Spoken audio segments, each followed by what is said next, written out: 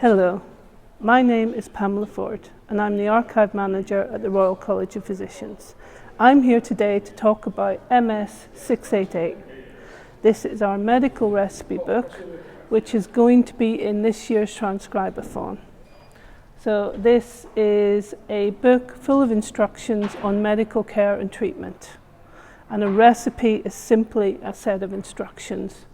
And all of these books are about medical treatment and medical care produced by women for their whole communities.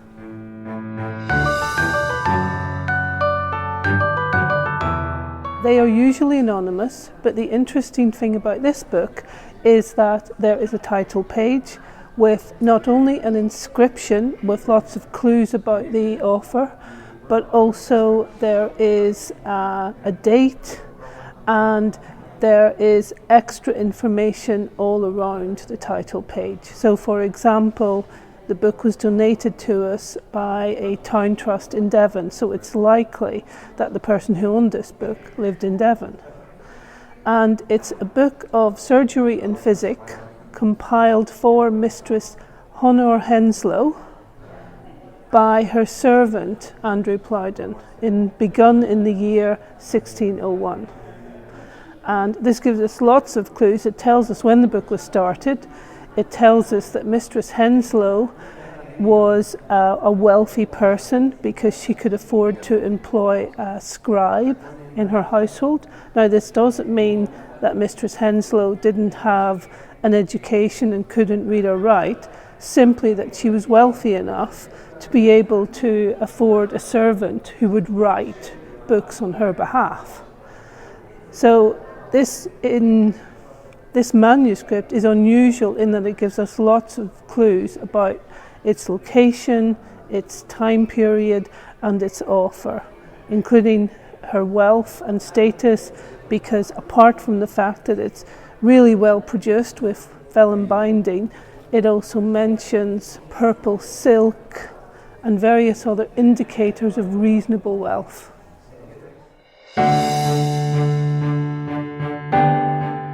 What's important about this book and about many of the other medical recipe books is that it was showing a woman providing health care and delivering treatment as a practitioner. And actually most of these books were written by and for women because they were denied access to many of the official careers at the time, like being an apothecary or being a doctor, because they weren't able to enter apprenticeships or go to university. So actually these books are a glimpse into a world where women are taking on these careers in an unofficial capacity.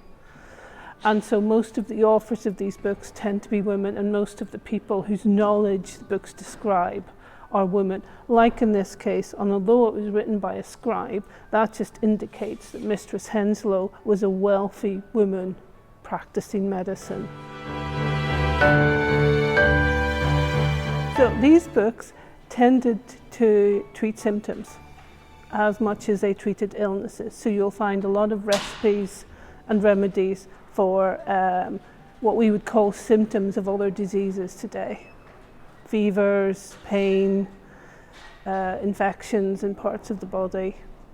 But really, they are using what established doctors and apothecaries would have used at the same time. There aren't huge numbers of recipes about women. Mostly recipes focused on women tend to focus around childbirth and the impact of breastfeeding. But mostly it's a very patriarchal society. They talk about the patient being him, he, and only when they're talking about recipes specifically around fertility for women, around childbirth, and around sort of breastfeeding, do they actually mention she and her. So, one of the reasons we are focusing on this book in the Transcribathon is that it's part of this exhibition you see behind me in this first floor gallery space in our building in London.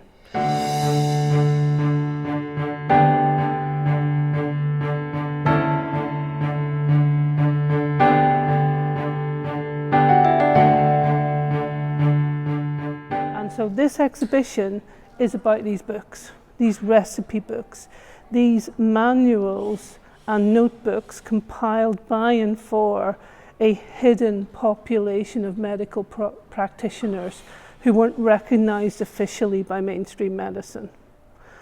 But despite that, they were following all of the theories and systems that mainstream medicine was. They were sharing a lot of their treatments and remedies with and from doctors and apothecaries.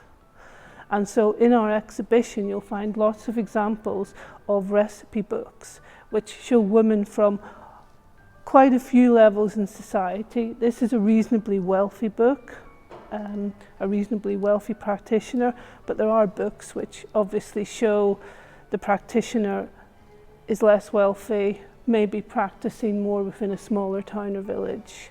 So it's spread across whole sections of society.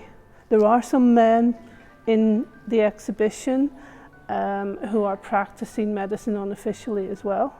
But mostly this is about bringing out into the open the role women were playing in healthcare in the early modern period. And it's called Healing Words.